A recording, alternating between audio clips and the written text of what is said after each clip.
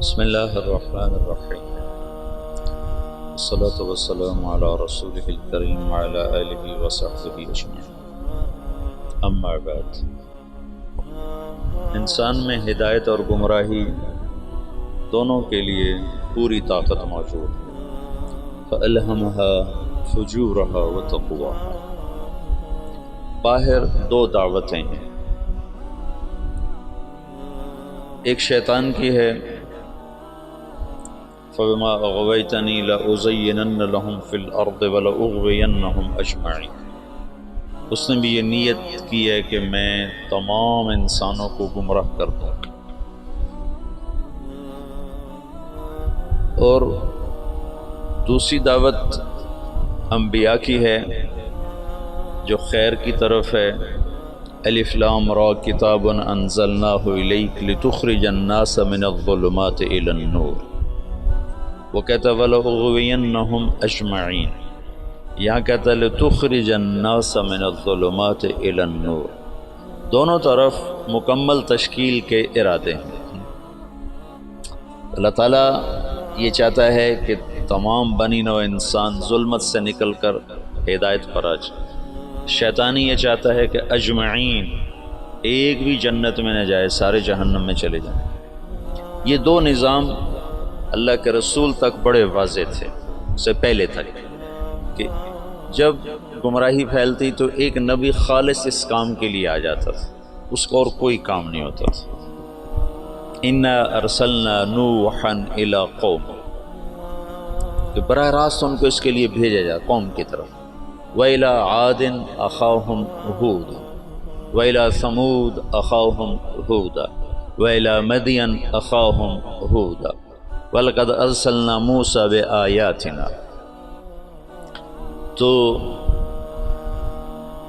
عیسیٰ علیہ السلام تک بڑی واضح اور کوئی خلط ملط چیز نہیں تھی کہ دعوت کے لیے مستقل داعی آتا تھا، وہ صبح سے شام اس کو اور کوئی کام نہیں ہوتا تھا۔ رب انی دعوت قومی لیلا ونہارا فقد ابلغتکم رسالات ربی اور نصحت لکم اور ابلغتکم وبلغ ما انزل الیک من ربک۔ جب اللہ کے رسول صلی اللہ تعالی علیہ وسلم تشریف لائے تو وہ بھی داعی بن کر آئے، وہاں بھی کوئی اشتباہ نہیں تھا۔ جب آپ چلے گئے تو امت کو دعوت کے لیے منتخب کیا گیا۔ اب آ کر معاملہ سنگین اور سخت امتحان ہو گیا کہ ایک طرف ان کے ساتھ وہ سلسلہ نہیں ہے جو انبیاء کے ساتھ تھا، وہ وحی نہیں، وہ عصمت نہیں، وہ غیبی نظام ایسا نہیں ہے۔ یقیناً نبی اور غیر نبی کا فرق تو ہوتا ہے۔ دوسرا، ان کے ساتھ ان کے معاشی مسائل، ان کے سماجی مسائل، ان کے عائلی مسائل، پھر سیاست بیچ میں آ گئی کہ اللہ نے حکومت دے دی، اقتدار دے دیا، حکومت کے اپنے تقاضے پیدا ہو گئے۔ قرن اول کے بعد عربوں سے علم منتقل ہو کر عجم میں چلا گیا کہ عرب جہاں بانی میں لگ گئے، ملک گیری میں لگ گئے، سیاست میں لگ گئے، علم سارے کا سارا موالی کے پاس چلا گیا۔ یہ جو آخری مفتی تھے، رئیس المفتین سعودی عرب کے شیخ بن باز رحمۃ اللہ علیہ، یہ عرب نہیں تھے، یہ موالی میں سے تھے، موالی میں سے تھے۔ وہ جو اس وقت کے خاندان آباد تھے یہ ان میں سے تھے۔ تو عبد الملک ابن مروان نے ایک دفعہ شعبی سے پوچھا کہ حجاز کا کون ہے مفتی؟ ان کا عطاء بن ابی رباح۔ کہا وہ عجمی ہے کہ عرب ہے؟ کہا عجمی ہے۔ موالی ہے کہ عرب ہے؟ کہا موالی ہے۔ کہا یمن کا کون ہے؟ کہا طاؤس یمانی۔ کہا وہ موالی میں سے ہے کہ عرب میں سے؟ کہا موالی میں سے۔ کہا شام کا کون ہے؟ کہا مکحول ہے۔ کہا تو اس کا مصر کا کون ہے؟ کہا حبیب بن کچھ ہے۔ اور خراسان کا کہا ضحاک بن قیس ہے۔ کہا عراق کا؟ تو شابی کہنے لگے میرے جی میں کہوں حماد، لیکن میں اس کے تیور دیکھ کے یہ سمجھ رہا تھا کہ اگر میں نے کسی غیر عرب کا نام لیا تو یہ مجھے قتل کر دے گا، تو میں نے کہا عراق کا ہے ابراہیم نخعی۔ تو تھا تو 19-20 کا فرق. ابراہیم نخعی بھی بہت بڑا نام ہے، لیکن شعبی کہتے ہیں میری ترجیحات تھیں حماد کے لیے، لیکن مجھے ڈر لگا کہ یہ مجھے مار دے گا. تو جب میں نے کہا ابراہیم نخعی تو اس نے کہا تو نے میرے اوپر سے ایک بوجھ ہٹا دیا. اب اگر تو کسی موالی کا نام لیتا تو میں مر جاتا. سبب کیا تھا کہ حکومت عرب کو ملی نا، تو وہ جیسے آج پیسہ عرب کو ملا تو وہ حفظ کرنا چھوڑ گئے، علم کی گہرائی ختم ہوتی چلی جا. حکومت سعودیہ نے حفظ کرنے پر انعام رکھا ہوا ہے، لیکن میں وہ حرمین میں ہے نا حفظ کے مکاتب، مدینہ میں بھی مکہ میں بھی، میں وہاں پھرتا ہوں دیکھتا ہوں تو کوئی عرب بچہ حفظ کرتا نظر نہیں آتا. حتیٰ کہ امارات والوں نے بڑا انعام رکھا ہے حفظ قرآن کا، لیکن کوئی عرب بچہ حفظ نہیں کرتا. وہاں بھی امارات میں بھی عجم کے بچے حفظ کر رہے ہیں. تو اب دعوت اس امت کا منصب تھا لِتَكُونُوا شُهَدَاءَ عَلَى النَّاسِ، سارے عالم کے انسانوں تک اللہ کا پیغام پہنچانا. لیکن اس کے ساتھ اتنی چیزیں اور شامل ہو گئیں کہ وہ روح، میں تو سید سلیمان ندوی رحمۃ اللہ علیہ نے جو مقدمہ لکھا ہے مولانا الیاس اور کے بارے میں جو کتاب لکھی ہے مولانا علی میاں رحمۃ اللہ علیہ نے، تو مولانا الیاس اور ان کی دینی دعوت، تو اس کے شروع میں سید سلیمان ندوی بہت بڑی شخصیت ہیں، انہوں نے مقدمہ لکھا ہے کہ اس امت کا اصل کام تھا دعوت الی اللہ، پر افسوس کہ 100 سال بھی نہ گزرے کہ امت اپنا کام بھول گئی. انہوں نے تو پہلی صدی میں ہی اس کو ختم کر دیا. اور کچھ ایسی بے وزن بات نہیں، وہ تو خیر بے وزن میں کا تبصرہ کرنے والا ہوتا کون ہوں، تو بہت بڑی شخصیت ہیں، ان کی بات بڑی تحقیق کے ساتھ اور بڑی محققانہ ہے، اللہ نے ان کو بہت کچھ نوازا تھا.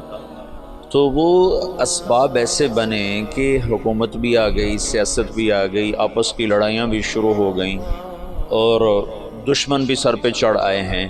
تو جو روح دعوت تھی لِتَكُونُوا شُهَدَاءَ عَلَى النَّاسِ، کتنی واضح بات تھی کہ تمہارا کام لوگوں تک پیغام حق کی گواہی پہنچانا ہے، پیغام حق لوگوں تک پہنچانا تمہارے ذمے ہے. اور کنتم خیر امت اخرجت للناس، یہاں بھی للطالبین نہیں تھا، للطلبہ، نہ للطالبین نہ للطلبہ نہ للمریدین کہ شیخ صرف مرید کا فکر کر رہا ہے. ایک شیخ اپنے مسالکین کا، اپنے مریدین کے فکر میں، ایک مہتمم اپنے طلبہ کے فکر میں ہے. للناس، ایک بادشاہ اپنی مملکت کے فکر میں ہے. اخرجت للناس، تو ایسا بھولا. یہ سارے اسباب میں نے 2-3 دن سے آپ کو امت کا سیاسی پس منظر بتائے کہ وہ کیا اسباب تھے جس سے روح دعوت ماند پڑ گئی.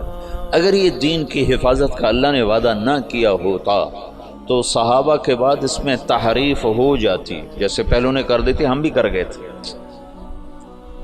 یہ تو اللہ نے کہا اِنَّا نَحْنُ نَزَّلْنَا الذِّكْرَ وَإِنَّا لَهُ لَحَافِظُونَ، میں اس کا حافظ ہوں. لہٰذا اللہ ہر صدی میں، ہر دور میں، یہ جو تاریخ دعوت و عظیمت مولانا علی میں نے لکھی ہے نا 8 جلدوں میں، یہ 800 جلدوں میں بھی لکھی جائے تو اس کا حق ادا نہیں ہو سکتا. گرچہ ان کا قلم جس مضمون پہ چلتا ہے اس کا حق ادا کرتا ہے، لیکن میں دیانتداری سے کہتا ہوں، میں بھی تاریخ کا چھوٹا سا طالب علم ہوں، اس پر 8 کی بجائے 800 جلدیں بھی مولانا علی میاں لکھتے اور وہ لکھنے کی طاقت رکھتے تھے، تو بھی میں دعویٰ کرتا ہوں کہ تاریخ دعوت و عظیمت کا حق ادا نہیں ہو سکتا تھا. ایسے رجال اللہ نے بھیجے، ایسے لوگ، عورتیں تک ایسی آئیں کہ جنہوں نے ہزاروں لاکھوں کی ہدایت کے سامان پیدا کر دیا. تو یہ اللہ تعالیٰ تجدید کرتا رہا کہ اسلام کو اللہ نے باقی رکھنا ہے جب تک سورج مغرب سے نہیں نکلتا. ہمیں کوئی مٹا نہیں سکتا، چونکہ اللہ نے اسلام کو باقی رکھنا ہے، اور اسلام کے باقی رہنے کے لیے مسلمان کا باقی رہنا ضروری ہے. تو لہٰذا چاہے اس سے بھی زیادہ ایٹمی طاقتیں مسلمانوں کے خلاف ہو جائیں، اسلام کو نہیں مٹا سکتے. بلکہ عین ممکن ہے کہ چونکہ یہ امت بڑھاپے کا شکار ہے، اللہ انہی قوموں کو ایمان کی دولت نصیب فرما دے، جیسے 7ویں صدی میں اللہ نے تاتاریوں کے ساتھ کیا کہ 7ویں صدی میں مسلمان سیاسی طور پر ختم، اخلاقی طور پر پستی کا شکار. اب بوڑھے آدمی کو 100 بوتل خون کی لگا دو تو وہ جوان نہیں بن سکتا، اسے سونے کے کشتے کھلا دو وہ جوان نہیں بن سکتا، اس کی عمر ڈھل چکی ہے. اور بڑھاپے کا علاج کوئی نہیں۔ اور ابن خلدون نے اپنے مقدمہ ابن خلدون میں لکھا ہے کہ جیسے فرد کی جوانی اور بڑھاپا ہوتا ہے، ایسے قوم پر بھی جوانی اور بڑھاپا ہوتا ہے۔ جیسے فرد کے بڑھاپے کو واپس نہیں لایا جا سکتا، ایسے ہی قوم کے بڑھاپے کو واپس نہیں لایا جا سکتا۔ یہ بات تو ابن خلدون کی۔ اگلی بات میں کر رہا ہوں کہ قوم بڑھاپے کا شکار تھی اور نظام ٹوٹ چکا تھا، تو جتنے قائدین مصلحین کھڑے ہوئے وہ شان و شوکت مسلم کو واپس لانے کی دعوت لے کر کھڑے ہوئے۔ بوڑھے کو جوان کرنے کے چکر میں لگ گئے، بوڑھا تو جوان نہیں ہو سکتا۔ وہ ایک بنیا جا رہا تھا تو سامنے سے اس کو کوئی مل گیا لوٹنے والا، انہوں نے کہا چلو شاید بنیا ویسے ہی ڈر جائے گا، تو اس کے ہاتھ میں کچھ نہیں تھا، اس نے ایک تنکا اٹھا لے کر نکال جو تیرے ہاتھ میں، اس نے جیب سے ایک پیسہ نکال کے دے دیا، یہ لو۔ کہا میں تجھ سے سارے مانگ رہا ہوں، تو ایک پیسہ دے۔ کہنے کہ پہلے اپنا ہتھیار تو سامنے، پہلے اپنے ہتھیار تو دیکھ لے۔ تو پچھلے 200 سال میں جتنی تحریکیں اٹھی ہیں وہ مسلمان میں جوانی لانے کے لیے نہیں اٹھی، بلکہ بوڑھوں پر جوانی والا نظام لانے کی محنت تھی کہ نظام واپس آئے، وہ شان و شوکت واپس آئے، وہ سیاسی طاقت واپس آئے، وہ حکومت واپس آئے۔ وہ نہیں ہو سکتا تھا، ناممکن تھا۔ شاہ عالم ثانی غلام قادر روہیلا کو جب وہ بچہ تھا تو اس کو عورتوں لڑکیوں کے لباس پہنا کے اپنے دربار میں نچواتا تھا۔ یہ لوگ نظام بدل سکتے تھے؟ جب غلام قادر روہیلا طاقت میں ہے تو اس نے شاہ عالم ثانی کی آنکھیں نکلوا دی۔ شاہ عالم ثانی مغلیہ خاندان کا بہادر شاہ سے پہلے آخری بادشاہ تھا جس پر انگریز نے دلی پر باقاعدہ قبضہ کر لیا، اور شاہ عالم ثانی صرف لال قلعے کا بادشاہ رہ گیا تھا، اور اس کے بعد بہادر شاہ ظفر، اور پھر بات ہی ختم ہو گئی۔ بڑھاپے کا علاج جوانی ہے، اور جوانی، قوموں کی جوانی کیسے ہوتی ہے؟ قوموں کی جوانی کا ایک راستہ ہے، ایک فرد کی جوانی کا تو راستہ کوئی نہیں، لیکن قوموں کی جوانی کا ایک راستہ ہے کہ غیر قوموں کو اپنا ہم نوا بنایا جائے، غیر قوموں کو اسلام میں لایا جائے۔ پچھلی ساری صدیوں میں ایسا ہوتا رہا کہ منفرد دعات کی وجہ سے دعوت کبھی نہیں ختم ہوئی۔ ہاں، جو مولانا الیاس صاحب نے دعوت کو زندہ کیا وہ قرن اول کی طرز پر زندہ کیا کہ ہر مسلمان یہ سمجھے کہ میں دین کا داعی ہوں، میرے ذمہ پوری دنیا میں اللہ کے دین کو پہنچانا ہے، چاہے میری جیب میں ایک پیسہ کوئی۔ یہ سوچ تو اجتماعی طور پہ ختم ہو گئی تھی۔ حضرت تھانوی رحمۃ اللہ علیہ جیسے فرمانے لگے یہ کیا گمراہی کی بات شروع کر دی مولی الیاس، دین کی دعوت تو علماء کا کام ہے، عوام کیا کریں؟ میں نے ایک دفعہ یہ دورے والوں کو کہا، میں نے کہا تأمرون بالمعروف وتنہون عن المنکر کا ترجمہ کرو۔ تو نے کہا تم بھلائیوں کی دعوت دیتے ہو، برائیوں کو مٹاتے ہو۔ کتنوں سے پوچھا، سب نے یہی ترجمہ کیا۔ میں نے کہا یہ المعروف جو لفظ ہے اس کا بھی کوئی مطلب ہے؟ یہ اس میں مفعول ہے، اور عرفہ سے یہ اس میں مفعول ہے، تو اس میں مفعول کا ترجمہ کرو۔ وہ کریں بھلائیوں کو پھیلاتے ہو، برائیوں کو مٹاتے ہو۔ تو میں نے کہا اس میں مفعول کا ترجمہ ہے جانی پہچانی چیز، جانی پہچانی چیز۔ بھلائی اور نیکی تو اس کا مرادی ترجمہ ہے۔ میں نے کہا اصل ترجمہ کرو۔ وہ کوئی ایک نہیں بولا، جو صرف شروحات اور کتابیں پڑھتے ہیں وہ ایسے پابند ہو جاتے، دائیں بائیں سوچنے کی صلاحیت ختم ہو جاتی۔ اور منکر، ان کا منکر کہتے ہیں انجانی چیز کو، انجانی چیز کو۔ تم تأمرون بالمعروف، تم جانی پہچانی چیزوں کی دعوت دیتے ہو، وتنہون عن المنکر، اور انجان چیزوں سے تم منع کرتے ہو۔ اس کے ساتھ ایک آیت جوڑو، فَأَلْهَمَهَا فُجُورَهَا وَتَقْوَاهَا، کہ میں نے تیرے اندر نیکی اور بدی کا الہام کر دیا ہے۔ الہام، سچ سچ ہے، اس کے لیے کسی شریعت سے دلیل کی ضرورت نہیں۔ ظلم ظلم ہے، اس کے لیے کسی شریعت سے دلیل کی ضرورت کوئی۔ جھوٹ بہت بری چیز ہے، اس کا الہام ہے انسان کے اندر، کسی قرآن و سنت سے دلیل کی ضرورت کوئی نہیں۔ ماں باپ کی نافرمانی، یہ انسانی فطرت اس کا انکار کرتی ہے۔ زنا کا انسانی، اوتزن الحرۃ، کیا بات کہی تھی اس نے؟ ہند بنت عتبہ رضی اللہ تعالیٰ عنہ نے کیا کہا تھا جب اللہ کے نبی نے بیعت لی اور فرمایا کہ تم یہ کرو گے، یہ کرو گے، یہ نہیں کرو گے، یہ نہیں کرو گے، زنا نہیں کرو گی، تو ہندہ نے زمانہ جاہلیت میں کہا اوتزنی الحرۃ، کیا شریف عورت زنا کر سکتی ہے؟ پتھروں کی پجاری تھی 1 منٹ پہلے تک، بغیر دلیل کے جو چیزیں غلط ہیں وہ منکر ہیں، بغیر دلیل کے جو چیزیں خوبصورت ہیں وہ معروف ہیں، تو اس کے لیے تو ویسے ہی علم کی ضرورت کوئی نہیں۔ ہاں مدرسے میں پڑھنے پڑھانے کے لیے علم کی ضرورت ہے، حدود شریعت بتانے سمجھانے کے لیے علم کی ضرورت ہے، تبلیغ کے لیے تو علم کی ضرورت نہیں ہے، تبلیغ تو معروفات کی دعوت ہے، اور معروف کا مطلب جانی پہچانی، توحید جانی پہچانی چیز۔ افلا ينظرون الى الابل كيف خلقت والى السماء كيف رفعت والى الجبال كيف نصبت والى الارض كيف سطحت، یہ سارے جو اللہ تعالیٰ بتا رہا ہے یہ وہ چیزیں ہیں کہ جو بغیر دلیل کے ٹھکتی ہیں۔ وہ جو بدو نے کہا تھا البعرۃ تدل علی البعیر والاثر يدل علی المسیر تأمرون بالمعروف، تم جانی پہچانی چیزوں کی تبلیغ کرتے۔ اور میں تو تفسیریں پڑھتا نہیں نا، نہ مجھے اب نہ میرا سر اتنا تھکا رہتا ہے کہ مجھے پڑھائی نہیں جاتی، تو مجھے خیال ہے المعروف کا مطلب ہے جانا پہچانا، معرف بالعامل اس میں معرفہ، رجل الرجل، معروفات وہ عمل ہیں جس کو انسان عقلاً جانتا ہے، منکرات وہ عمل ہیں جن کو انسان عقلاً برا جانتا ہے۔ اس کے لیے تو کسی دلیل کسی حجت کی جو مجھے تو علم نہیں میں تبلیغ کیا کروں، تم یہ نہیں کہہ سکتے بھائی اللہ کی مان لے اللہ بہت بڑا ہے، اس کے لیے کیا علم چاہیے؟ بھائی اللہ کی نافرمانی نہ کر اللہ بہت بڑا ہے، اس کے لیے کیا علم چاہیے؟ بھائی اللہ کے رسول کی مان لے دونوں جہان کی کامیابی کا راستہ لے کر آئیں، اب بھائی دوزخ سے بچ جا جنت والا بن جا، یہ تبلیغ ہے؟ منکر دیکھتے او غلط یہ منکر، ہاں کیا زبردست چیز ہے، یہ معروف ہے جس کے لیے ہمیں کسی دلیل کی ضرورت ہی نہ ہو۔ حلال حرام کے لیے دلائل چاہیے، تو یہ منکرات میں سے ہیں لیکن کھلے میں سے نہیں ہیں، یہ علم کی چیز ہے، یہ مدارس اس کے لیے بنائے گئے ہیں، اور دعوت تو ایک عام ہے۔ ان پڑھ میواتیوں نے عالم کو ہلا کے رکھ دیا۔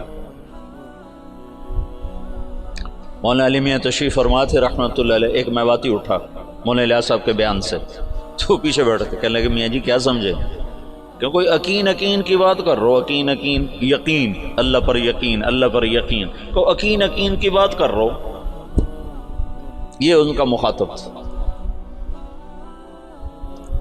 تبلیغ کے لیے علم نہیں چاہیے، مدرسے کے لیے علم چاہیے۔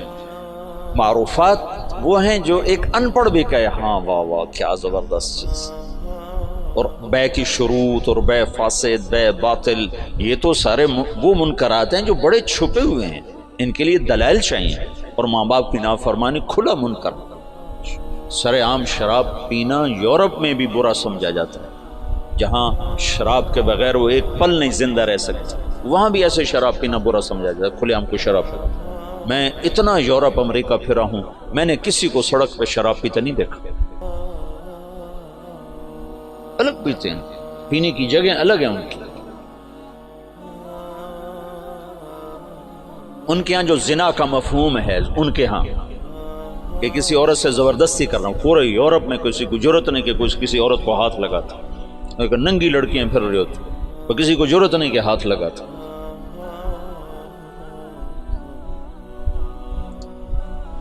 تامرون بالمعروف، معروفات، معروف اس میں مفعول نہ کہ نیکی ہے، عرف بھی اسی سے ہے، ابھی عرف۔ تو دعوت اس امت کا فرض منصبی ہے، فرض منصبی جو امت کے ہر فرد کے لیے ہے، لیکن سیاست، حکومت، گھر، معاشرت یہ چیزیں رکاوٹ بن کر آئیں، اور نبیوں جیسا انتخاب نہ تھا، وہ تو اور کوئی کام کر ہی نہیں سکتا، اس کو تو وہی آ رہی۔ داؤد علیہ السلام نے ایک دن مقرر کیا کہ میں اللہ کی عبادت کروں گا، کسی سے نہیں ملوں گا، بڑی اونچی دیواریں بنائیں اندر بیٹھ گئے، بس اللہ اللہ کروں گا، کسی سے نہیں ملوں۔ ایک دن مقرر، پہلا دن تھا، اور اذ تصور المحراب، دو فرشتے انسانی شکل میں دیوار پلانگ کے اندر، ففزع منہم، داؤد علیہ السلام ڈر گئے۔ کس لیے؟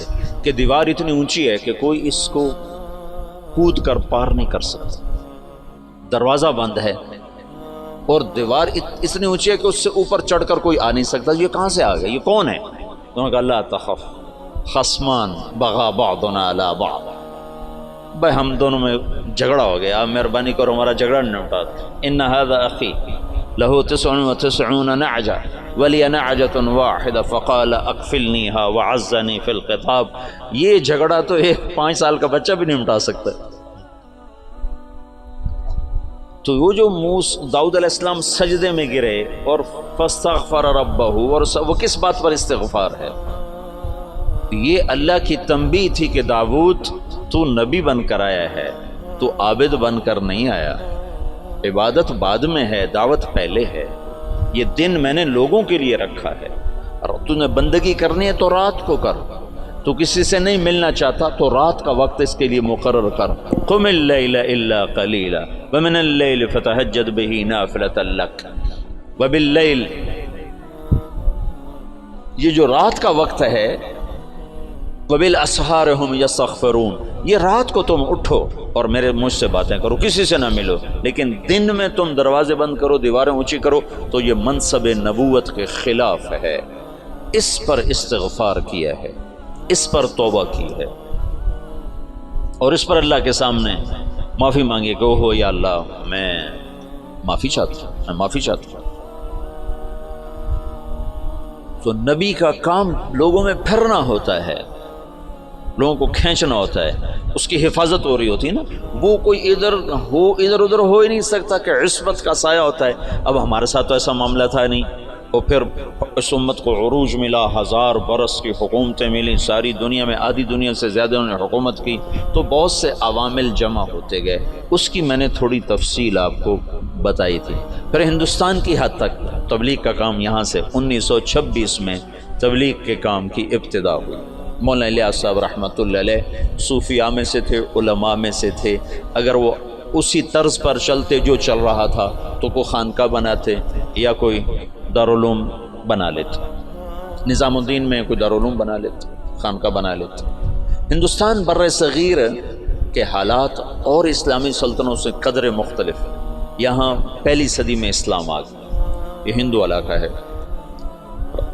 یہ جو سری لنکا ہے، یہاں عرب تاجروں کے ذریعے سے یمن سے جو آتے تھے بحری جہاز، ان کی تبلیغ سے یہاں اسلام آ گیا، اور یہاں کا جو راجہ تھا وہ تو مسلمان نہیں تھا، لیکن عوام الناس میں اسلام آ گیا۔ اور یہ جو ساتھ مالدیپ ہے، مالدیپ کوئی 2500 جزیروں کا ملک ہے، مالدیپ 2500 جزیروں کا ملک ہے، اور وہ جزیرے لمبے سے لمبا جزیرہ 11 کلومیٹر ہے، اس کا نام ہے مالے، اسی میں ان کا دارالحکومت ہے۔ باقی سارے جزیرے بس ایسے جیسے تمہارا مدرسہ ہے، اتنا ایک جزیرہ ہوگا، ایسے وہ چھوٹے چھوٹے جزائر پر ہے۔ عنبر وہاں بہت نکلتا ہے، اللہ نے ان کو رزق دیا ہوا ہے عنبر کے ذریعے سے۔ تو یہ ان جزائر سے ایک قافلہ جا رہا تھا، اس میں یہاں کچھ عرب قبائل آباد ہو گئے تھے، تو ایک قافلہ بحری جہاز پر سری لنکا کے بادشاہ نے تحفے تحائف ولید بن عبد الملک کو دی، ان سے دوستی لگانا چاہتا تھا۔ تو جب یہ کراچی کے قریب گزرا بحیرہ عرب سے، تو تیبل یہ دریائے سندھ کے کنارے تھا، یہ سندھ کا بہت بڑا شہر تھا اس وقت، تو وہاں سندھ کے ڈاکوؤں نے بحری جہاز پہ حملہ کیا اور قافلہ بھی لوٹ لیا، اور عورتوں کو بھی قید کر لیا، مردوں کو کچھ قتل ہو گئے۔ تو ایک عورت پکاری یا للحجاج یا للحجاج یا للحجاج۔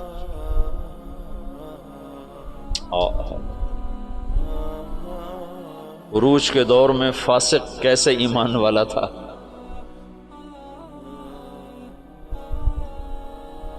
تو کچھ جو لوگ انہوں نے مال لوٹنے کے بعد کچھ لوگ چھوڑ دیے تھے، تو یہ لٹا پٹا قافلہ جب پہنچا عراق میں تو حجاج کو ملا، اور انہوں نے کہا کہ ایک بہن نے کہا تھا یا للحجاج، تو وہ کھڑا ہو گیا اپنے کرسی سے، کا لبیک یا اخت الاسلام، لبیک یا اخت الاسلام، لبیک یا اخت الاسلام۔ اور کہا میرے اوپر حرام ہے بیوی بھی اور بستر پہ سونا بھی جب تک میں اس بہن کی مدد کو نہ پہنچوں۔ ایک جس کے بارے میں اللہ کے نبی کا کہا نا کہ وہ بنو ثقیف میں ایک مبیر ہو، ایک صفاق ہو، صفاق ترین فاسق ترین انسان غیرت ایمانی سے ایسا بھرا ہوا ہے کہ میرے اوپر بیوی حرام ہے، میرے اوپر بستر پہ سونا حرام ہے جب تک میں اس بہن کی مدد کو نہ پہنچوں۔ اور اس نے اسی وقت ایک لشکر تیار کیا، عبید اللہ بن نبحان رحمۃ اللہ علیہ کو امیر بنایا اور ان کو 3000 کا لشکر، 4000 کا لشکر دے کے روانہ کیا۔ وہ لشکر شکست کھا گیا اور عبید اللہ شہید ہو گئے۔ پھر اس نے دوسرا لشکر روانہ کیا، یہ سارے عراق سے تھے۔ بدیل بن طوفہ رحمۃ اللہ علیہ کی سرکردگی میں وہ بھی شہید ہو گئے اور دونوں لشکروں کو شکست ہو گئی۔ پھر اس نے شامی قبائل جو عرب کے قبائل جو شام میں آباد تھے، ان کا عراقیوں سے بڑا مختلف مزاج تھا، تو اس نے ولید بن عبد الملک سے اجازت چاہی کہ مجھے سندھ پہ حملے کے لیے شام سے لشکر اور میرا خزانہ ختم ہے، مجھے پیسے بھی دے۔ تو ولید نے کہا میں یہ محاذ نہیں کھول سکتا، ابھی ترکستان میں محاذ کھلا ہوا ہے، شمالی افریقہ میں محاذ کھلا ہوا ہے، چین کی طرف محاذ کھلا ہوا ہے، میں چوتھا محاذ نہیں کھول سکتا۔ تو حجاج نے کہا جتنا پیسہ مجھے دو کے قرضہ ہے اور میں یہ دگنا کر کے بیت المال میں واپس کروں گا۔ تو شامیوں کا 4000 کا لشکر تیار، اور اس کا اپنا سگا بھتیجا تھا محمد بن قاسم بن یوسف۔ حجاج بن یوسف اور محمد بن یوسف اور قاسم بن یوسف، یہ 3 بھائی ہیں۔ ان میں محمد بن یوسف بھی حجاج جیسا ظالم تھا، یمن میں گورنر تھا، اور قاسم بہت شریف النفس تھے، ان کا بیٹا محمد 17 برس کی عمر، اور حجاج نے اپنی بیٹی زبیدہ اس کے نکاح میں دی ہوئی تھی، اس کو منتخب کیا اور اس کو 12000 کا لشکر دے کے روانہ کیا، اور باقی جو ساز و سامان تھا وہ سمندر کے ذریعے سے بھیجا، جتنا باقی سامان تھا۔ اور ہر 3 دن کے بعد اس کے پاس خبر آتی تھی، اس نے ڈاک کا ایسا نظام بنایا کہ ہر 3 دن کے بعد خبر حجاج تک پہنچتی تھی۔ اس طرح راستے میں چوکیاں قائم کی، اور پورے جنگ کا نقشہ حجاج بصرے میں بیٹھ کے خود کنٹرول کر رہا تھا۔ تو یہ بدھوں کا شہر تھا، جو دیبل تھا نا بدھوں کا، تو اس میں ایک بڑا وہ تھا ان کا معبد، اس کو گنبد تھا، اس کے اوپر ایک جھنڈا تھا۔ تو ان کا یہ عقیدہ تھا جب تک یہ جھنڈا نہیں گرتا اس سے شہر کو شکست نہیں ہو سکتی۔ تو مسلمانوں نے زور لگا لیا، حجاج بن یوسف نے ایک توپ بھیجی تھی، توپ منجنیق، پتھر پھینکنے والی، وہ اتنی بڑی تھی اس کو 500 آدمی کھینچتے تھے، تو اس کو بحری جہاز پہ بھیجا تھا۔ تو وہ نصب تھی اور توپ اس گنبد پہ نشانہ نہیں فٹ ہو رہا تھا۔ 10 دن 12 دن 15 دن گزر گئے، گولے جاتے تھے، گنبد پہ نہیں لگتے تھے، تو دیبل والے اور جوش سے لڑتے تھے۔ تو حجاج بن یوسف نے وہاں سے خط لکھا کہ اس توپ کا زاویہ 1 درجہ نیچے کر کے فائر کرو، 1 درجہ نیچے کر۔ اور محمد بن قاسم اس دن خود توپ پر آئے، ان کا آج میں خود پھینکوں گا۔ تو محمد بن قاسم نے خود اس دن پتھر تو رکھنے والے بہت سے لوگ ہوتے تھے، پھر اس نے خود اس کو کھینچ کے جو پھینکا تو پہلا ہی پتھر جا کے جھنڈے پہ لگا اور گنبد پہ لگا، اور گنبد ٹوٹا تو شہر والوں نے ہتھیار پھینک دیے۔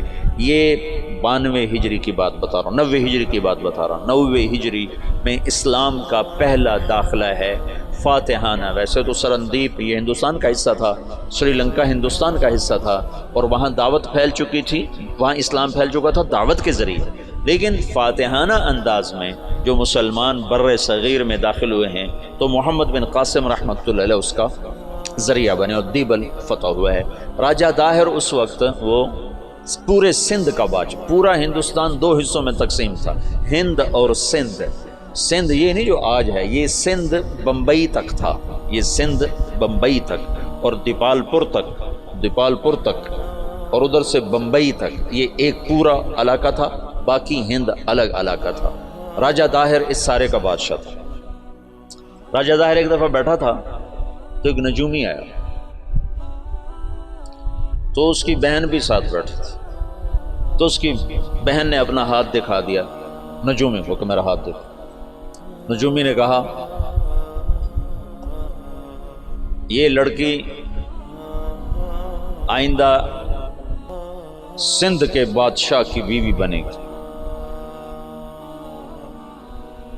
تو راجہ داہر تو پریشان ہو گیا، یہ میرے گھر میں میرا دشمن پیدا ہو رہا ہے۔ تو اس نے اپنے وزیر کو بلایا، کہنے لگا نجومی نے کہا ہے کہ یہ میری جو بہن ہے یہ سندھ کے بادشاہ کی بیگم بنے گی۔ تو وزیر نے کہا تو خود شادی کر لے سے، قصہ ہی ختم۔ بے غیرت مجھے کروائے گا، ساری دنیا کیا کہے گی بہن سے شادی کر لی۔ تو وزیر چپ ہو گیا۔ اس نے ایک بکری لے کر اس پر مٹی مل دی، مٹی کی تہ پہلے اس پر اچھی طرح لگائی، پھر اس کے اوپر باریک مٹی ڈالی، پھر اس پر پھول کے بیج ڈالے اور اس کو ہلکا ہلکا پانی لگوانا شروع کیا۔ تو اس کے پشت کے اوپر پھول ہی پھول ہو گئے۔ تو اس نے وہ بکری ایک نوکر کو دی کہ جاؤ اسے بازار کا چکر لگواؤ۔ میں چکر لگوایا تو سارا شہر اکٹھا ہو گیا، بکری کے اوپر پھول، بکری کے اوپر پھول، سب حیران پریشان۔ اگلا دن کا پھر چکر لگاؤ، پھر لوگ اکٹھے ہو گئے، اگلا دن پھر چکر لگاؤ، پھر تھوڑے ہو گئے، پھر چوتھے دن اور تھوڑے ہو گئے، 5 دن اور، چھٹے دن اور، 7ویں دن کوئی بھی دیکھنے نہیں آیا۔ تو وہ بکری لے کر داہر کے پاس آ گیا، کہنے لگا اس بکری میں تیری کہانی لکھی ہوئی ہے۔ وہ کیسے؟ تب پہلے زیادہ لوگ تمہیں گالیاں دیں گے، پھر اسے تھوڑے گالیاں دیں گے، پھر اسے تھوڑے گالیاں دیں گے، پھر ایک دن چپ کر جائیں گے، تو اسے شادی کر لیا۔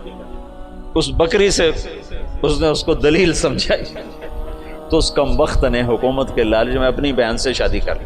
حالانکہ ہندو بھی بڑے غیور، بڑے غیرت والے، یہ راجپوتوں کی تاریخ ہے، بہت غیور لوگ ہوتے تھے۔ یہ تو آپس کی لڑائیوں کی وجہ سے بے وقوفی کی حد تک آپس میں لڑتے تھے، تو غیروں کو ان پر چھا جانے کا موقع اس وجہ سے ملتا تھا۔ تو وہ اس نے اپنی بہن سے شادی کر لی۔ جب محمد بن قاسم حملہ آور ہوا تو راجہ داہر سندھ، بمبئی، دیپال پور تک کا حکمران تھا۔ تو روہڑی کے قریب ان دونوں لشکروں کی پھر جنگ ہوئی۔ تو اس سے پہلے محمد بن قاسم نے لکھا حجاج بن یوسف کو کہ سارا سندھ اکٹھا ہو چکا ہے اور میرے ساتھ صرف 12,000، تو اپنی مدد کے لیے لشکر بھیجو۔ تو فاسق اور صفاق کا خط سن، حجاج کا خط ہے، یہ ابھی دریائے سندھ کے پار تھے، ادھر راجہ داہر کے لشکر، ادھر محمد بن قاسم کا لشکر۔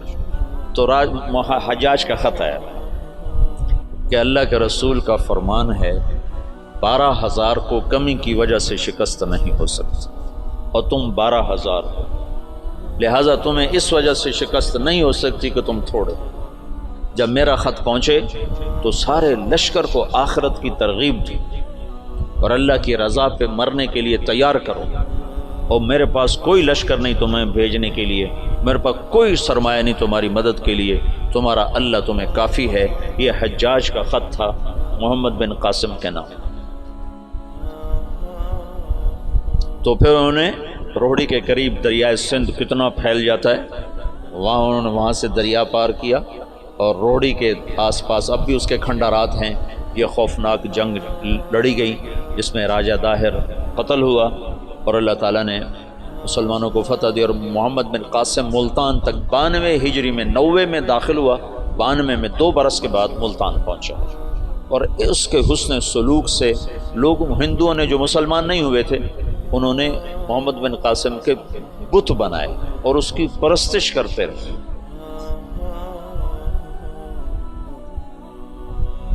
یہ اس طرف سے 92 ہجری میں اسلام داخل ہوا ہے۔ پھر اس کے بعد ہندوستان کے پوری جو تاریخ بدلی ہے کہ مسلمانوں کے ہاتھ میں اقتدار، وہ 5ویں صدی میں جا کر جب محمود غزنوی نے ہندوستان پہ حملہ کیا۔ اور 17 حملے کیے، 17 کے 17 میں وہ کامیاب ہوا، اور 33 برس حکومت کی۔ دنیا میں 4 بڑے فاتح ہیں، پہلے بھی تو میں بتاتا رہتا ہوں، مطلب اپنی میری جستجو سے کوئی میں نے کسی محقق کتاب میں نہیں پڑھا، لیکن یہ بات تو خیر سارے مورخ مانتے ہیں کہ سب سے بڑا فاتح چنگیز خان ہے، اور دوسرے نمبر پر محمود غزنوی۔ آگے 2 میں نے خود لگائے ہیں، تیسرے نمبر پر سکندر یونانی ہے، اور چوتھے نمبر پر تیمور لنگڑا ہے۔ مجھے اس پہ بڑا غصہ آتا ہے، کم بخت نے بڑے مسلمان ذبح کیے۔ میں حیران ہوں تفتہ زانی کیسے اس کے ساتھ رہتا تھا، تو ایسا صفاق کم بخت تھا۔ وہ جب شہر پہ حملہ کرتا تو پہلے دن سفید جھنڈا لہراتا، اس کا مطلب تھا کہ اگر تم دروازے کھول دو گے تو ہم صرف تمہارا مال لوٹیں گے، تمہیں کچھ نہیں کہیں گے۔ دوسرے دن سرخ جھنڈا لہراتا تھا کہ اب ہم تمہارے فوجی قتل کریں گے، تمہارا مال لوٹیں گے، تمہیں کچھ نہیں کہیں گے۔ تیسرے دن سیاہ جھنڈا لہراتا تھا کہ اب جتنے بھی ذی نفس ہیں سب کو قتل کریں گے اور تمہارا مال بھی لوٹیں گے، اور وہ کم بخت ایسا ہی کرتا رہا۔ میرا تو کبھی کبھی جی چاہتا ہے کہ اس کا خاتمہ بھی ایمان پہ نہ ہوا، ایسا اس نے ظلم کیا۔ باقی اللہ غفور الرحیم ہے، ہم اس کی رحمت کو نہ بند کر سکتے ہیں نہ پابند کر سکتے ہیں۔ چاہے تو ابو جہل کو جنت میں ڈال دو، اسے کوئی پوچھنے والا نہیں ہے۔ یہ خطا اللہ نہ کرے ہم سے ہو کہ ہم اللہ کی رحمت کوئی پابند بنا دیں۔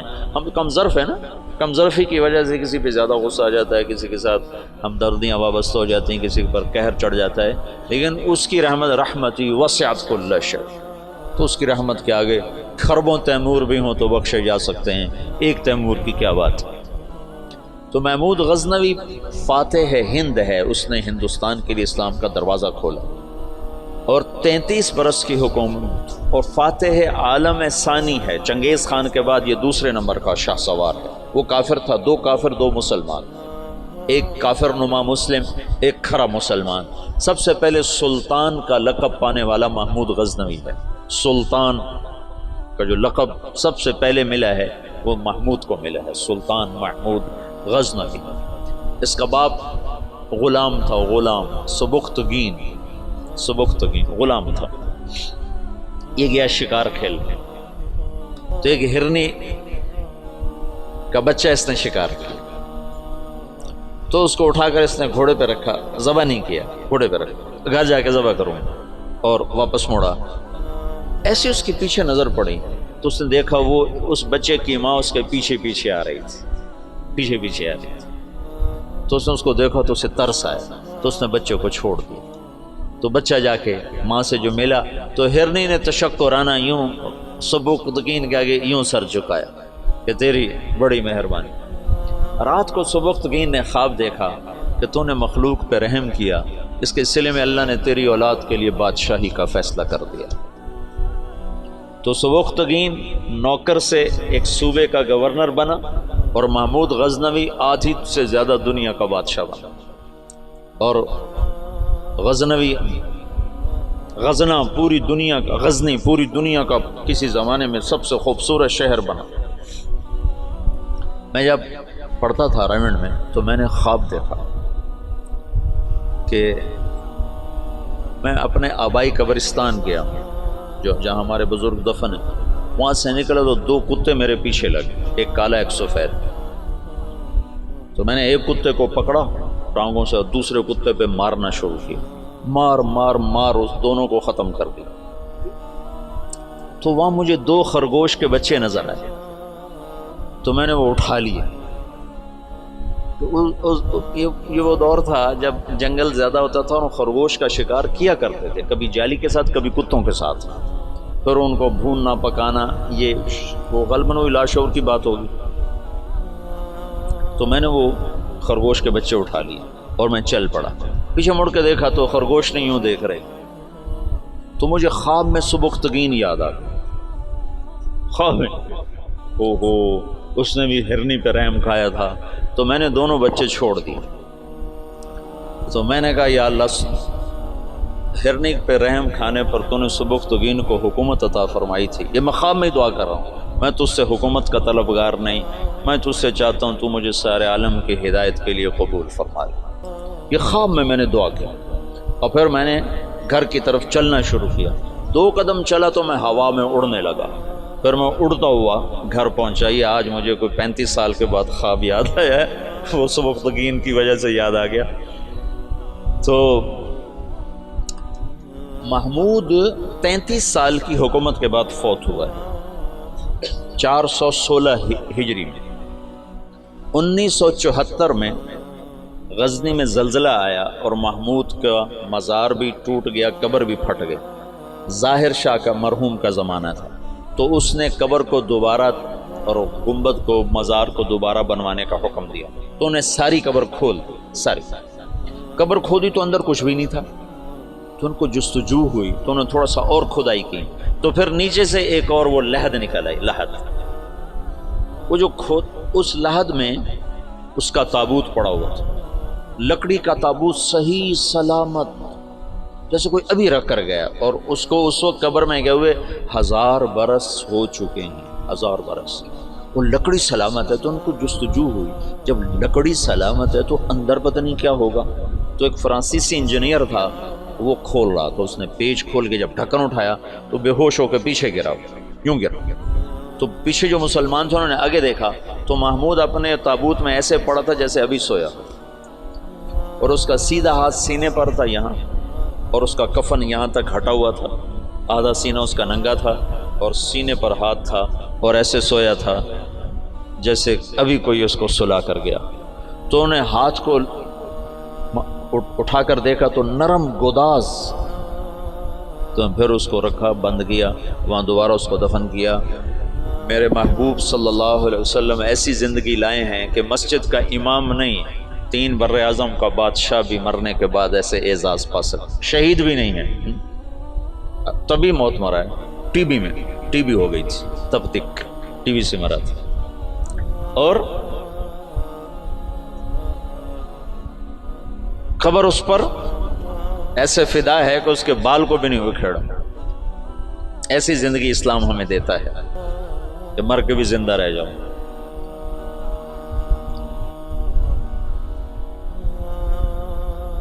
تو شہاب الدین غوری پھر پہلا بادشاہ ہے جس نے باقاعدہ, محمود کی مثال ہے جیسے کسی نے ہل چلا کر زمین برابر کر دی. اس کے پاس ایک شخص آیا کہ حضرت کا سلطان, میں بہت مظلوم ہوں. کیا ہے؟ کہ تمہارا بھانجا تیسرے چوتھے روز میرے گھر آتا ہے, میری بیوی کے ساتھ برا کرتا ہے, مجھے گھر سے نکال دیتا ہے. میری تجھ تک پہنچ بڑی مشکل سے ہوئی. تو محمود کا رنگ غصے سے سرخ ہو. اس نے کہا آئندہ جب ایسا واقعہ ہو فوراً میرے پاس آ. اور درباریوں سے کہا یہ شخص جب پہنچے, میں سو بھی رہا ہوں تو مجھے اٹھایا جائے. تیسری رات وہ آیا, تیسری رات بھاگتا ہوا. تو سلطان اس کے ساتھ اٹھا اور اس کے گھر پہنچا, اور اندر جاتے اس نے پہلے چراغ بجھایا, پھر ایک وار کر کے اس کا سر اتارا. پھر ساتھ ہی وہ زمین پہ گر کے کہنے لگا ویحک اسقِ, تیرا بھلا ہو جلدی سے پانی لا. تو بھاگ کے گیا, پانی لایا, پانی پہ کہنے لگا چراغ جلاؤ. تو چراغ جلایا تو مقتول کو دیکھ کر اس نے کہا الحمدللہ. تو اس نے پوچھا سلطان یہ کیسے ہوا؟ میں کچھ باتیں سمجھنا چاہتا ہوں. تم نے چراغ آتے ہی بجھایا, قتل کر کے زمین پہ گر گئے, پانی مانگا, اس کو دیکھ کے الحمدللہ کہا, یہ کیا مسئلہ ہے؟ تو محمود نے کہا جس دن تم فریاد لے کر آئے تھے میں نے قسم کھائی تھی نہ کھاؤں گا نہ پیوں گا نہ سوؤں گا. میں 3 دن سے بھوکا بھی ہوں, پیاسا بھی اور جاگا بھی ہوں, کہ جب تک تیری مدد نہ کر لوں میرے اوپر کھانا پینا سونا حرام ہے. آج تیسری رات کا جاگا ہوں, ایک لقمہ کھانا نہیں کھایا, ایک گھونٹ پانی نہیں پیا. گرا میں اس لیے, پانی میں نے اس لیے, چراغ میں نے اس لیے بجھایا کہ اگر میرا بھانجا ہے تو میری تلوار کہیں کانپ نہ جائے, وار صحیح کرے.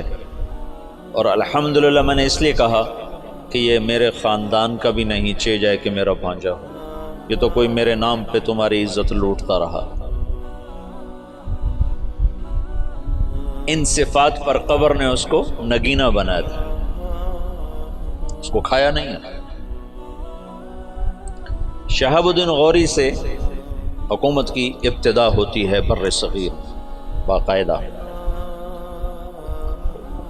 اور پھر وہ اپنے غلام قطب الدین ایبک کو لاہور کا حکمران بناتا ہے، اور اس کے دو داماد تھے، اس کی نرینہ اولاد نہیں تھی۔ شہاب الدین غوری ہمارے دیس میں ماشاءاللہ مدفون ہے۔ یہ پرتھوی راج کو شکست دینے والا تراوڑی کے میدان میں یہ شہاب الدین غوری تھا۔ پہلی جنگ میں اسے شکست ہوئی، تیاری کر کے نہیں آیا تھا۔ تراوڑی کی پہلی جنگ میں 12,000 کا لشکر تھا، اور واپس جا رہا تھا کہ پتہ چلا پرتھوی راج چڑھایا، تو سب سرداروں نے کہا واپس چلیں، ہماری تیاری نہیں۔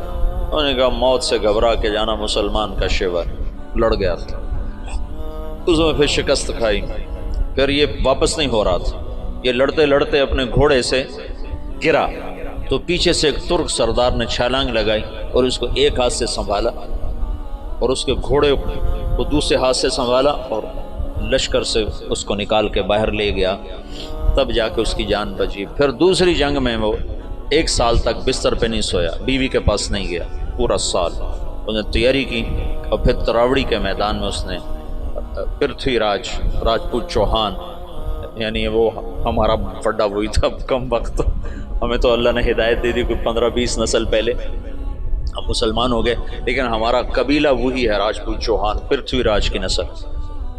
تو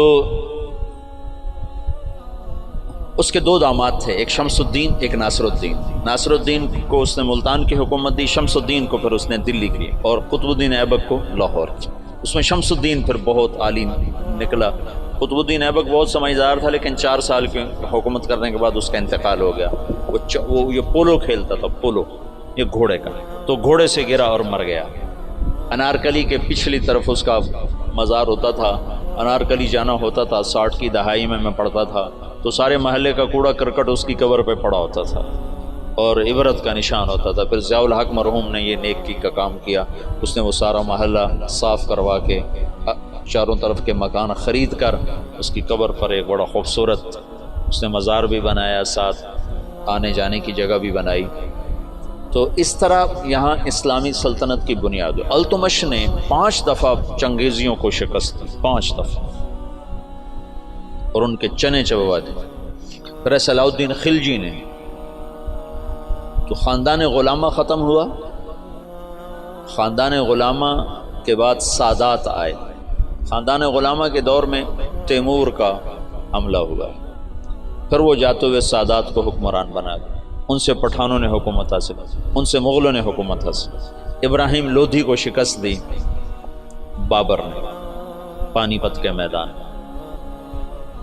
بابر بڑا دلیر آدمی تھا، بڑا عجب بادشاہ گزرا ہے، تھوڑی عمر میں مر گیا، 42 سال کی عمر میں مر گیا، پر اس کی عجب زندگی۔ تو ایک یہاں مغلیہ سلطنت کی داغ بیل پڑی، بڑی مضبوط اسلام دوست، سوائے اکبر کے کہ وہ گمراہ ہوا تو علماء کی وجہ سے، وہ خود ان پڑھ تھا، دین کو جانتا نہیں تھا، تو جو درباری علماء تھے ان کی وجہ سے وہ دین سے متنفر ہوا، کہ وہ آپس میں اس بات پہ اس کے اکبر کے سامنے لڑ پڑتے تھے کہ یہ کرسی پر میں بیٹھوں گا، بادشاہ کے برابر میں بیٹھوں، وہ کہتا میں بیٹھوں، وہ کہتا دائیں میں بیٹھوں گا، بائیں تم بیٹھو، وہ کہتا نہیں تم ادھر بیٹھو میں ادھر بیٹھوں، ادھر میں بیٹھوں گا ادھر تم بیٹھو۔ ان چیزوں سے وہ ایسا خود ان پڑھ تھا، کیونکہ ہمایوں کو جب شکست ہوئی، شیر شاہ سوری نے اسے شکست دی، شیر شاہ سوری پٹھان تھا، تو کچھ عرصہ بیچ میں پٹھانوں کی حکومت آئی، اور ایسی حکومت کر گیا شیر شاہ سوری کہ انگریزوں نے بھی شیر شاہ سوری کے اصول پر اپنی حکومت کے نظام بنائے تھے۔ ایسی خوبصورت حکومت کر کے گیا شیر شاہ سوری، اور بالکل غریب سا تھا، ایک سپاہی سے اللہ تعالیٰ نے اس کو یہ بہار، صوبہ بہار میں یہ پیدا ہوا تھا، تو اس نے بڑے چکر سے حکومت حاصل کی۔ اس نے اپنا ایک جتھا بنا لیا، تو اب اس کو ضرورت تھی کوئی شہر میرے قبضے میں ہو، تو اس نے وہاں بہار کے ہندو راجا سے کہا کہ مہاراج میں مغلوں سے لڑنے جا رہا ہوں، میرے پاس ہے خزانہ بہت سارا، میں چاہتا ہوں آپ کے پاس امانت رکھ دوں، جب میں آؤں گا تو آپ سے لے لوں گا۔ وہ وہ ہندو مہاراج تو جو تھا وہ تو الٹی چھلانگیں لگانے لگا. کہا جی میرے پاس 500 صندوق ہے شرفیوں کے بھرے ہوئے. وہ 5 بھی ہوتے تو پورے ہندوستان کا خرچہ کافی تھا. جب اس نے کہا 500 تو اس کی تو رال ٹپک پڑے. ان کا مہاراج میرے جیسا دیانتدار تمہیں پورے ہندوستان میں نہیں ملے گا، تم لے آؤ، میں بڑی حفاظت کروں گا، جب تم آ جاؤ گے تو تمہیں دوں گا، تم مر گئے تمہاری اولاد کو دوں گا. ان کا بس مہاراج میں یہی چاہتا ہوں. اس نے اس میں سپاہی چھپا دی، ہر صندوق میں سپاہی چھپا دی، بند کروا کے ریڑیوں پہ لدوا کے اس نے قلعے کے اندر بھجوا دی. جب وہ اندر پہنچے تو وہ جو ریڑیاں لے جا رہے تھے انہیں جا کے کنڈے کھول دیے. وہ باہر نکلے اور انہوں نے منٹوں میں قلعہ فتح کر لیا. تو یوں شیر شاہ سوری ایک سپاہی سے بادشاہ بننے کی طرف اس کا قدم اٹھا. پھر اس نے 6 سال حکومت کی، پر وہ کام کیے جو لوگ 100 سال میں بھی نہیں کر سکتے. میرے گاؤں کے آگے جو سڑک ہے اب پکی ہے، یہ شیر شاہ سوری نے بنوائی تھی، ملتان سے لے کر لاہور تک. اس کو شیر شاہ سوری روڈ کہتے تھے. پہلے زمانے میں سڑکیں دریاؤں کے ساتھ ساتھ چلتی ہیں تاکہ مسافروں کو پانی ملتا رہے. تو دریائے راوی کے ساتھ ساتھ یہ سڑک چلتی. اس وقت دریائے راوی زندہ تھا، آباد تھا، اب تو مرمرا گیا بیچارہ.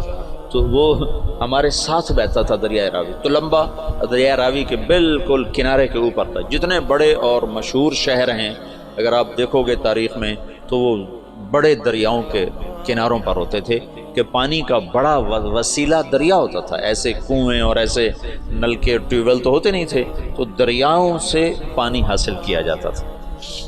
تو شیر شاہ سوری نے ہمایوں کو شکست دی تو یہ وہاں سے بھاگا اور عمر کوٹ، یہ جو سندھ میں ہے عمر کوٹ، یہاں پہنچا تھا. تو یہاں اکبر پیدا ہوا.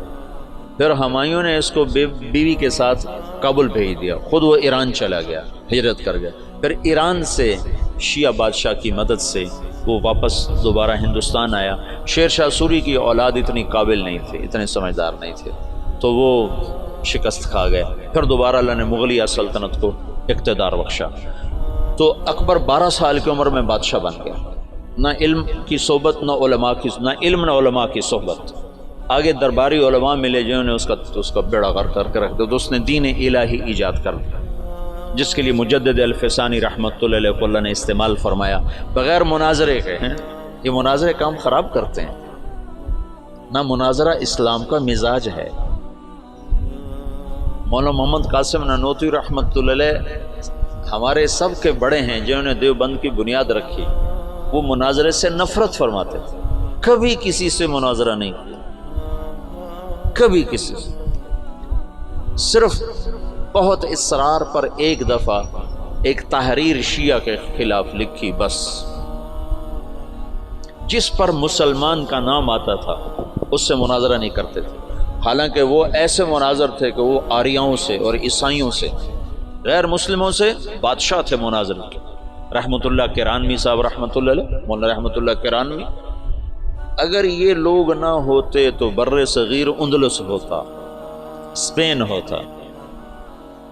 یہ تو لوگ آ گئے تھے. مجھے پرسوں تمہارے استاد شیخ رمضی نے بتایا کہ بور عقیبہ نے زیتونیہ مدرسہ کیسے بند کیا. کہا اللہ علماء دیوبند کو جزائے خیر دے جو چٹائی پہ راضی ہو اور چوپڑی روٹی کے دھوکے میں نہیں آئے. حبیب بور عقیبہ نے علماء کو چوپڑی روٹی کھلا دی اور پیسے پہ ان کو کھینچ لیا. جب وہ کھینچے تو پھر سب کچھ چلا گیا. اور یہاں کے علماء بکے نہیں، بھوکے پیٹ پہ پتھر باندھ کے.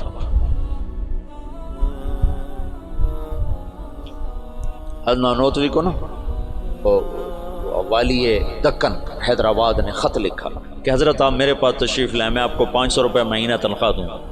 500 روپے مہینہ 50 لاکھ روپیہ مہینہ ہے آج کا، 50 لاکھ روپیہ مہینہ. تو حضرت نانوتوی نے خط لکھا کہ میں دیوبند میں پڑھاتا ہوں، میری 5 روپے تنخواہ ہے، 2 روپے میں مدرسے میں چندہ دے دیتا ہوں، تو 2 روپے میں میرے میاں بیوی کا بخوبی گزارا ہو جاتا ہے، اور 5واں روپیہ مجھے سارے مہینے پریشان کرتا ہے کہ اس کا کیا کروں. تو 500 کو لے کے کیا کروں گا، 500 کو لے کے کیا کروں گا. تو یہاں علماء کی کھیپ ایسی آئی جو بکے نہیں. ٹھیک ہے؟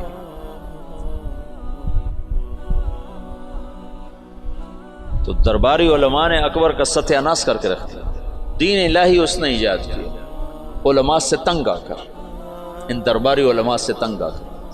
مجدد الفسانی رحمۃ اللہ علیہ نے بغیر مناظرے کے دین الہی کو مٹا دیا، کسی ایک جگہ مناظرہ نہیں کیا، حالانکہ لا الہ الا اللہ محمد الرسول اللہ اکبر ذل اللہ یہ کلمہ تھا، یہ کلمہ تھا اکبر ذل اللہ. اس کو رد کرنا کتنا آسان تھا مناظرے سے. گائے کا ذبح کرنا بند، شراب حلال، اکبر کو سجدہ، سورج کی پوجا. صبح بالکونی کھول کے اکبر سورج کے سامنے کتنے دیر تک مالا جپتا تھا. داڑھی منڈانا ضروری، داڑھی رکھنا حرام. سارے حرام کام فیضی اور ابو الفضل کم بختوں. فیضی کیسا عالم تھا جس نے قرآن کی تفسیر لکھی بغیر نقطے کے، الفاظ محملہ، محملہ کہتے ہیں جن پر نقطہ نہیں ہوتا، الفاظ محملہ سے، یعنی الف سے، سین سے، صاد سے، حا سے، را سے، دال سے، تا سے، لام سے، میم سے، یعنی وہ صرف 14 حرف رہ جاتے ہیں، 14 حروف سے قرآن کی تفسیر لکھ دی. اور سوات الالہام. اور اکبر کو گمراہ کرنے والا وہ ہے دین الہی. ایک دفعہ کسی نے پوچھا کیا کر رہے ہو فیضی سے؟ کہا الہاد کے مزے لے رہا، کہا الہاد کے مزے لے رہا. جہانگیر آگے مجدد الفسانی کا صحبت یافتہ نکلا. مثبت انداز سے جو کام ہوتا ہے وہی پائیدار ہوتا ہے. اتنا بڑا کام مولانا الیاس فرماتے تھے میرا کام مجدد الفسانی والا، میں نے مجدد الفسانی کو سامنے رکھا ہے کہ ان کا طرز یہ تھا کہ وہ مٹی ہوئی سنت کے مقابلے میں جو بدعت ہوتی تھی اس کی تردید نہیں فرماتے تھے مجدد الفسانی، بلکہ مٹی ہوئی سنت کے فضائل بیان اتنا فرماتے تھے کہ سنت چھا جاتی تھی، بدعت مٹ جاتی تھی. روشنی آئی اور اندھیرا چلا گیا. یہ تھا. اندھیرے کے جانے کے لیے کوئی حجت اور دلیل تو نہیں ہوتی نا. سورج کے آنے کی دیر ہوتی ہے اندھیرا چلا جاتا ہے، پھر کہنا تو نہیں پڑتا اندھیرے صاحب منٹو رپو سورج آ گیا، تو خود ہی چلا جاتا. بغیر مناظرے کے دین الہی کو مٹا دیا. ابو الفضل زندہ کی کھال کھچوا دی تھی شیخو پورے میں. یہ جو شیخو پورہ ہے نا یہ جہانگیر کے نام پر ہے. جہانگیر بڑی منتوں سے ملا تھا. ابو یہ اکبر کے اولاد نہیں ہوتی تھی. ایسے میرا پنڈورا باکس کھل جاتا ہے تو کہاں کی کہانیاں اکٹھی ہو جاتی ہیں، تو پھر مجھے خود یاد نہیں رہتا میں کیا کہہ رہا تھا اور کدھر چلا گیا. تو بڑی دعاؤں کے بعد جہانگیر ملا تھا. پیدل گیا تھا اجمیر تک دعا مانگنے، اجمیر تک پیدل گیا تھا دعا مانگنے کہ اللہ تعالیٰ مجھے بچہ عطا فرمائے. تو اللہ نے جہانگیر دیا. اس کی نخلیت جہانگیر بہت نیک متقی بادشاہ، اس پر ایسے ہی بہت زیادہ افتراء ہیں، بہتان ہیں، بہت سارے، کچھ کمیاں تھی بھی سی بادشاہوں میں ہوتی ہیں، لیکن اس کا یہی بہت بڑا احسان ہے کہ اس نے دین الہی کو ختم کیا.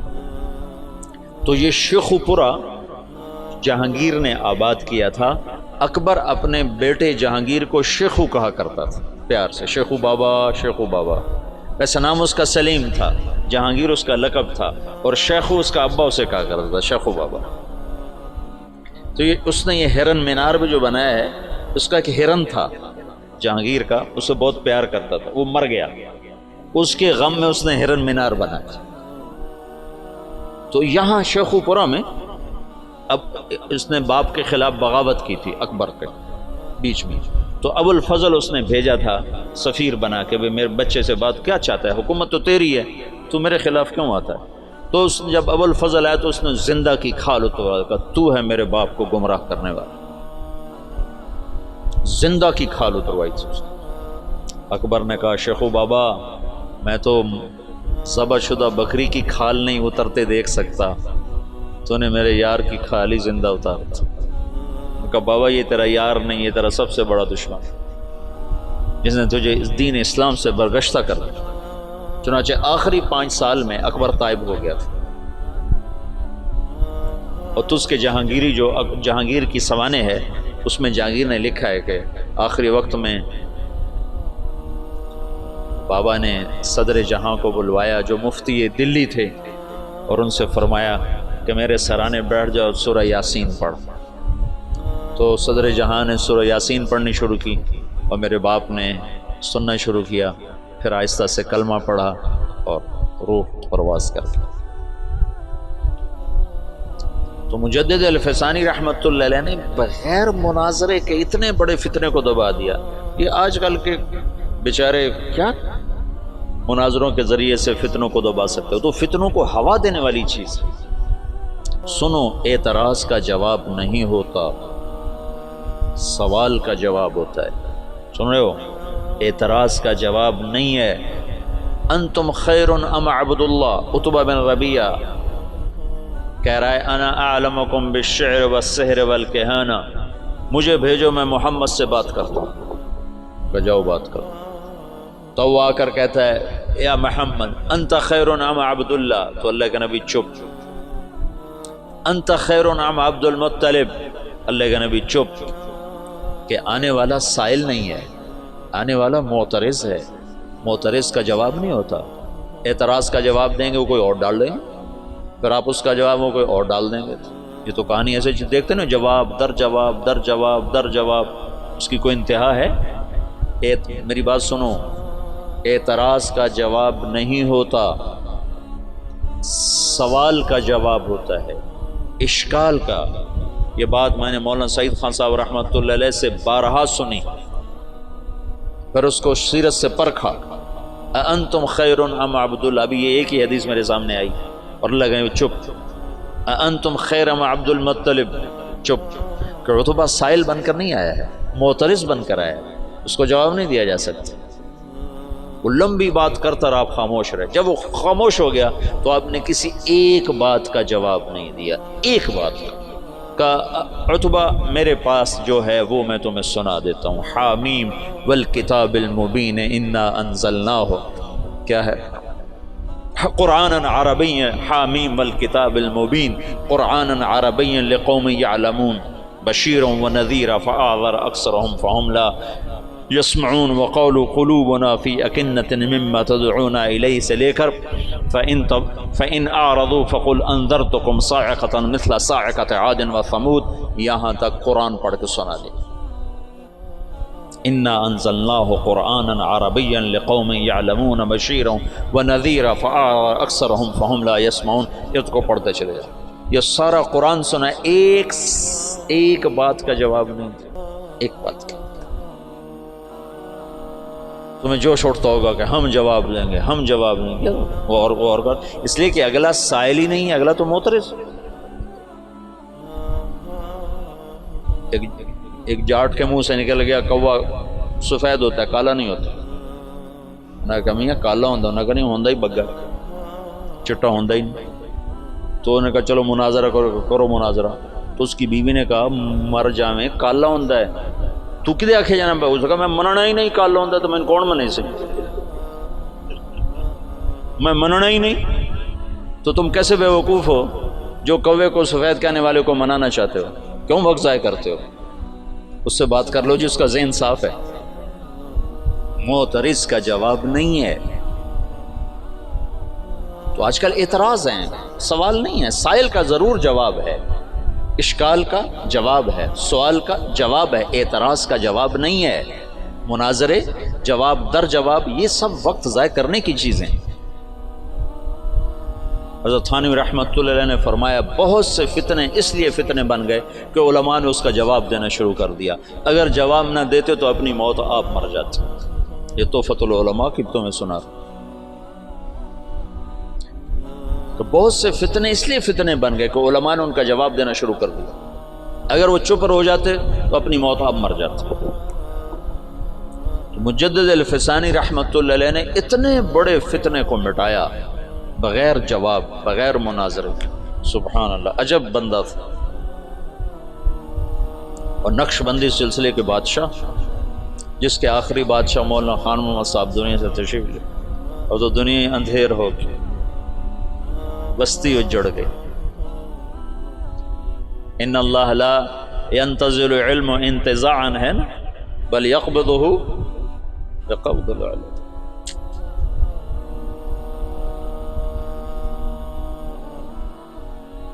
زمانہ خالی ہو گیا۔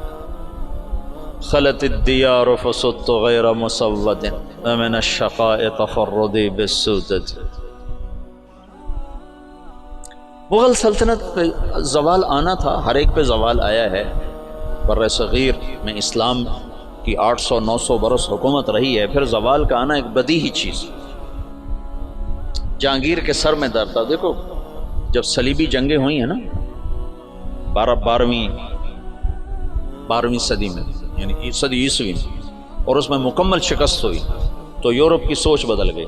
جیسے 1945 میں جب جاپان پہ بم گرایا امریکہ نے، ہیروشیما ناگاساکی، تو ان کا صدر تھا ہیرو ہیٹو۔ اس نے کہا اب ہم ان سے علم کے میدان میں جنگ لڑیں گے، ہم ہتھیار کی جنگ ہار گئے۔ تو اس نے اپنی نسل کو اٹھا کے یورپ بھیجا، امریکہ بھیجا، انہیں اعلیٰ تعلیم دلوائی، پھر ان کے ذریعے سے ساری ٹیکنالوجی کا جاپانی زبان میں ترجمہ کروایا، پھر اس پہ لگایا۔ آج وہ اتنا بڑا عفریت بنا ہے کہ امریکہ اس کے سامنے بلی کی طرح بن چکا ہے۔